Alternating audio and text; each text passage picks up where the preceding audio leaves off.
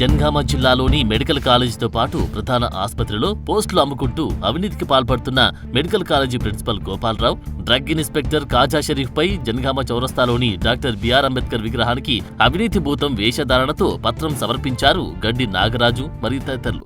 ప్రభుత్వ ఆసుపత్రిలో గత కొన్నేళ్లుగా ఎంతో మంది చదువుకున్న విద్యార్థుల భవిష్యత్తుతో చెలగాటమాడుతున్నారని ఆరోపించారు. ఓ ప్రభుత్వ ఉద్యోగికి ఇన్ని కోట్ల ఆస్తులు, గెస్ట్ హౌజులు ఇలా ఎలా కూడబెట్టారని మండిపడ్డారు. వీరి పూర్తి అవినీతి వివరాలు తమ వద్ద ఉన్నాయని సంబంధిత అధికారులకు వాటి వివరాలను, ఆధారాలను సమర్పిస్తామన్నారు. ఈ భూతాలపై వెంటనే విచారణ చేసి కఠిన చర్యలు తీసుకోవాలని వారన్నారు.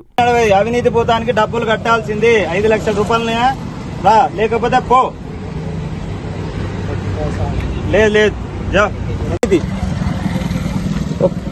ఒక అంబులెన్స్ డ్రైవర్ గా ఉన్న అతను ఎన్జిఓ అధ్యక్షుడై ఏ కలెక్టర్ రాని ఆ కలెక్టర్ వెంబడి తిరుగుతూ, ఆ కలెక్టర్ చుట్టూ తిరుగుతూ అధికారులను తప్పుదోవ పట్టించి నిజంగా ఉద్యోగాలు పొందవలసిన వాళ్ళను పక్కన పెట్టి ఈ దొంగ సర్టిఫికెట్లతోటి, ఈ రికమెండేషన్లతోటి నిజమైన నిరుద్యోగుల పుట్ట కొడుతున్నారు. దీనిపై అధికారులు దృష్టి సాధించి వారికి న్యాయం చేయగలరని ప్రార్థన. మన మెడికల్ కాలేజ్ ఏరియా ఆసుపత్రిలో సిబ్బంది నియామకాల్లో చాలా అవకతవకలు జరిగాయని, గతంలో ఎలక్షన్ల కోడ్ అమల్లో ఉండగా 34 కోట్లు అమ్ముకున్నారు. దీనిపై అప్పుడే నేను స్పందించి గొడవ చేశాను. అయినా ఎవరు పట్టించుకోలేదు. మరి మొన్న పడ్డాయి పోస్టులు, అందులో అక్రమంగా ఫేక్ సర్టిఫికెట్ పెట్టి 34 మంది ఫేక్ సర్టిఫికెట్ పెట్టి మిగతా వాళ్ళు పైరోలతోటి ఈ ఉద్యోగాలు పొందారు.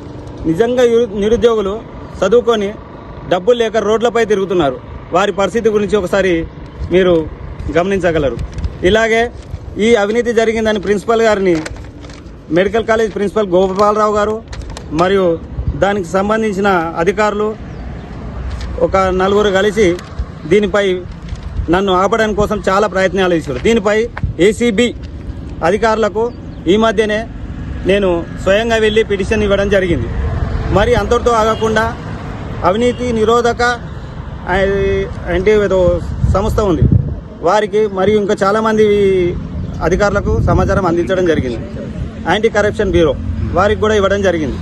ఇట్లా రకరకాలుగా నేను చేస్తున్న ప్రయత్నాన్ని ఎప్పుడూ అడ్డుకుంటున్నారు. పొద్దున కూడా నన్ను బలవంతంగా ఒక చోటుకి తీసుకెళ్ళి, నీకేం కావాలి, నీ కొడుకు ఇట్లా, నీ బిడ్డ ఇట్లా, నీకు జాబులు కావాలన్నా, నిన్న నా బిడ్డను హాస్పిటల్లో పిలిచి మంచి మెరిట్ జాబ్ సిస్టమ్ మీద కూర్చుంటే పిలిచి, గోపాలరావు గారు పిలిచి, నువ్వు ఈ సిస్టమ్ మీద కూర్చోదు, రేపటి నుండి నువ్వు వెళ్ళి బాత్రూమ్లు కడగాలి, బాత్రూమ్లు యూనిఫామ్ వేసుకొని నా కూతుర్ని బెదిరించడానికి, ఇలా నన్ను రకరకాలుగా బెదిరింపులకు గురి చేస్తున్నాను.